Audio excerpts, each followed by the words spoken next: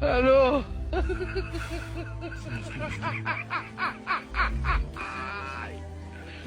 Hola, Carlo! Allô?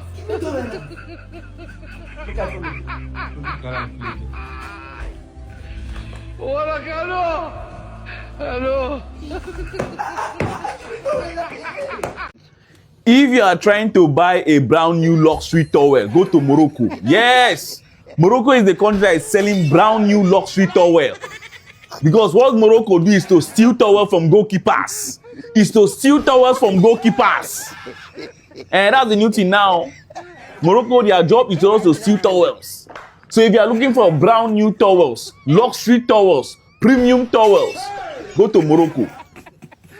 You will find brand new towels, luxury towels, exolim towels, Franvin towels. Yes, go to Morocco. Everyone's against Moroccans. This is why.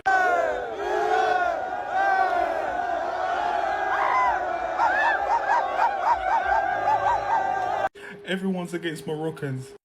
This is why.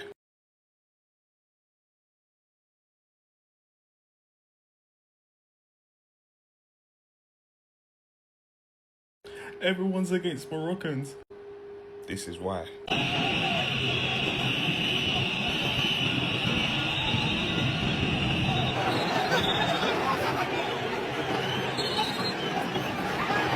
Everyone's against Moroccans.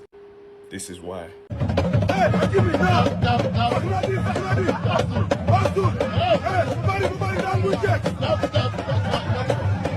Everyone's against Moroccans. This is why. Colin. Ñu ngi agressé gars yi.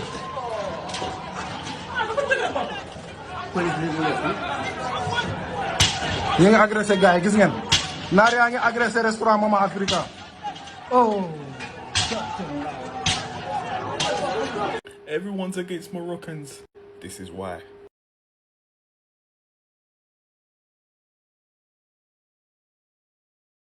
It's not that everyone is against Moroccans. Everyone's against the corruption, the blatant treatment of other African teams. Everyone's against the unfairness and the blatant favoritism. Like, look at this.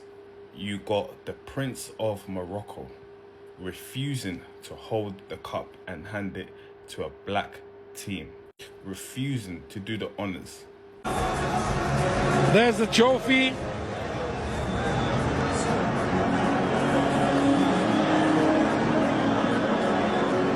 Fighting a little over who.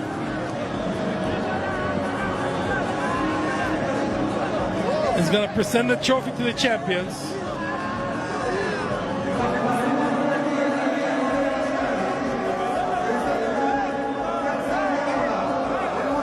The delivery of the trophy.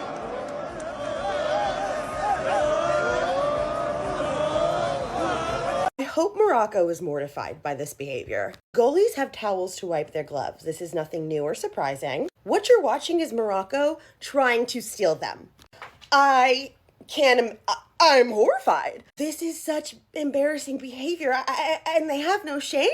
And they still lost, by the way. They still lost. While you have the towel boy for the Senegalese team on the sidelines fighting for his life. These are grown men chasing him around. They would throw the towel past the fence and the goalie would have to jump outside of the game to go and collect it. The towel boys deserve some kind of trophy for their performance because good on you. Okay, you guys, you didn't let up for even a second. All of sub-Saharan Africa was rooting for Senegal in this game. You guys showed your ass. It's so embarrassing. You don't get embarrassed? If this was Ethiopia versus Senegal and Ethiopia behaved the way Morocco behaved, I would be here saying how embarrassed I am, how pathetic they are. Of course we would never, because we have grace, we're able to feel shame. This has been a bad week for Northern Africa. You know who's celebrating Morocco's loss more than Senegal? Egypt and Algeria. Like, I did not know you wanted Morocco to lose like that, fam. I thought you guys were all cool, man. You're all North African at the end of the day, like.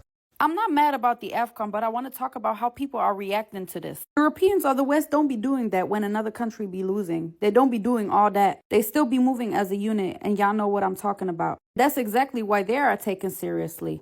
Until we stop clapping for each other's downfall, we'll still give a reason for strangers and outsiders to look down upon us. It's not even about West, North, South Africa. I don't care which corner. It's about that we can do better. But about football, we be doing all that. I'm not saying we because I'm not doing that. But y'all be doing all that.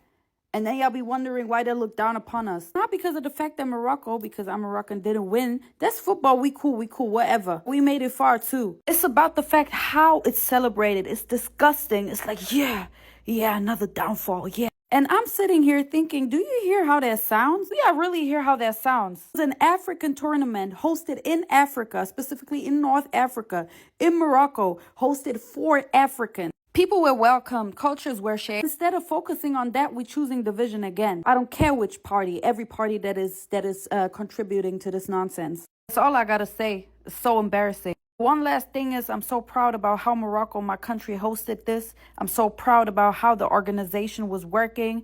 That was an immaculate and good Afcon, and I don't care about what nobody says. Because from the get-go, y'all been greeting that with negativity.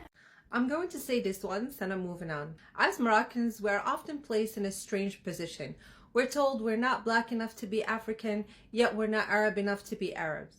And that is not a confusion about who we are as Moroccans. Instead, it's a pressure coming from outside ideologies that need identities to fit neatly into boxes. And these ideologies were influenced by Eurocentrism and colonial ways of organizing the world. Reducing Africa to a single image and treating anything that is slightly complex or layered as something that needs an explanation.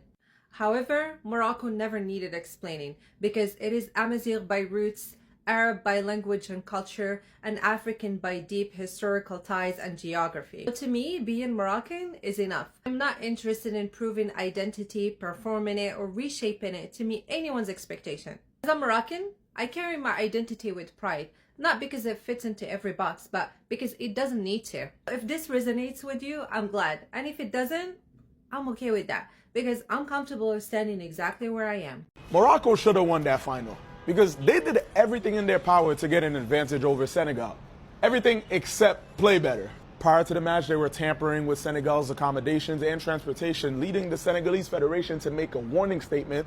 During the match, they stole Edouard Mendy's towel, then attacked Yvan Drew for trying to protect his teammates' best interests. They got a clear goal disallowed. They pleaded for an unfair penalty. They got it and failed to score. Now, you can argue based on both teams' reaction after the penalty that Brahim Diaz didn't score on purpose out of good faith, but that's not something we can confirm right now. But in the end, the better team won. The best team in Africa won Afcon, and they believed in their football and their players and not sneaky tricks to try to win.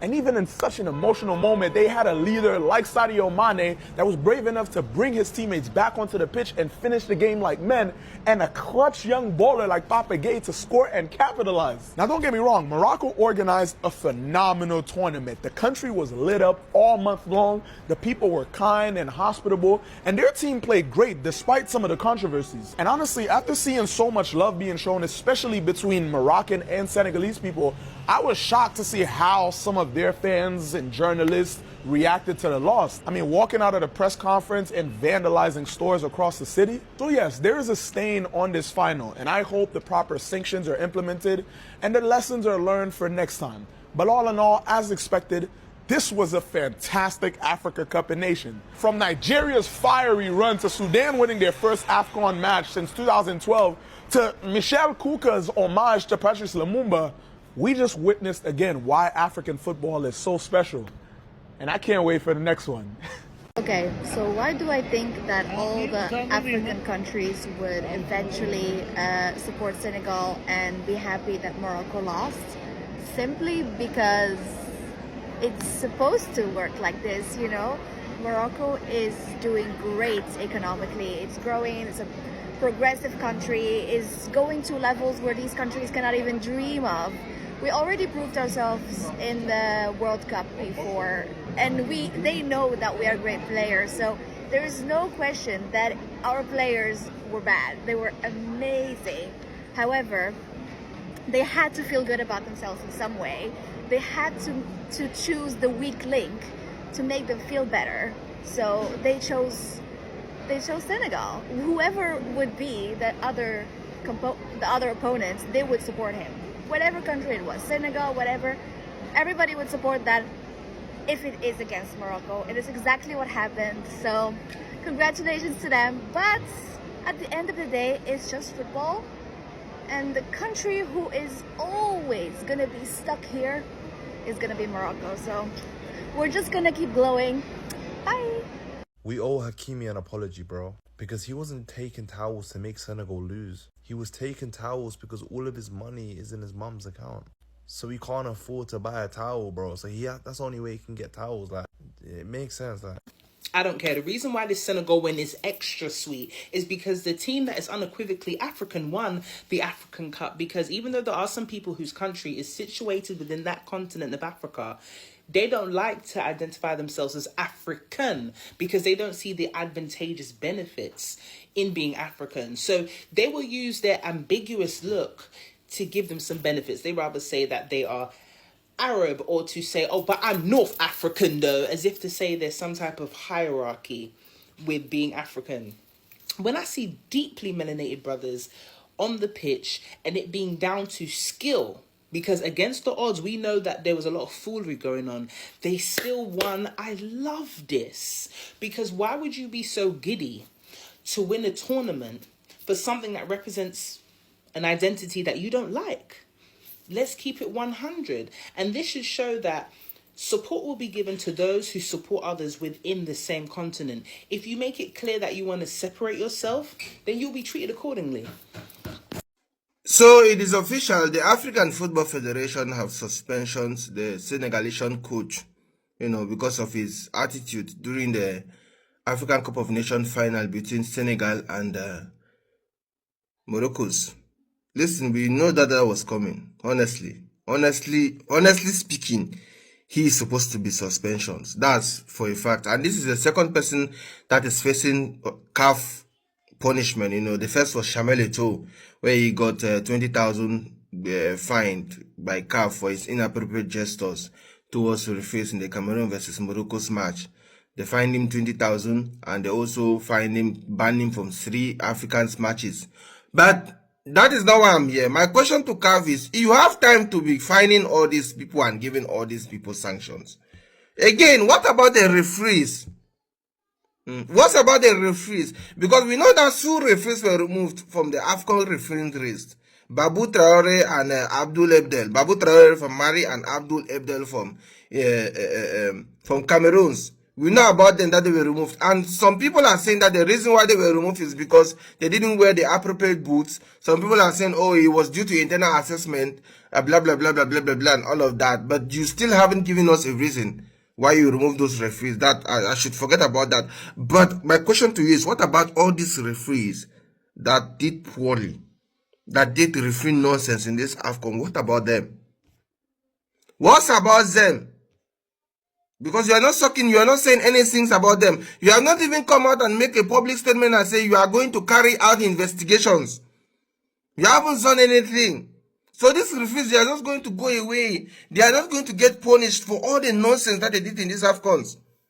They are not going to get any repercussions. So it is actually okay right now for someone to officiate a high-intensity match and officiate nonsense. It is okay. CAF, well done. Congratulations to yourself. Congratulations to yourself. Congratulations, CAF. Congratulations. One love.